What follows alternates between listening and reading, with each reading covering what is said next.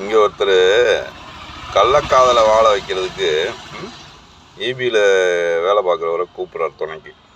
கடைசியில் நடந்த காமெடியை மட்டும் பாருங்களேன், கடைசி வரைக்கும் பாருங்க, கெட்ட காமெடி இருக்கு. Hello EB ஆபீஸானே? ஆம்பா சொல்லுப்பா. கரண்ட ஒரு 5 நிமிஷம் கட் பண்ணுங்கண்ணே. எதுக்குப்பா?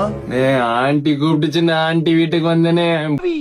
ஆளை பார்த்தா டம்மி பீஸா இருக்க, பயங்கரமான ஆளா இருக்கேடா. புருஷங்காரன் வீட்டுக்கு வந்துட்டானே, அவன் பார்த்தானா நான் பேய் அடிப்பானே.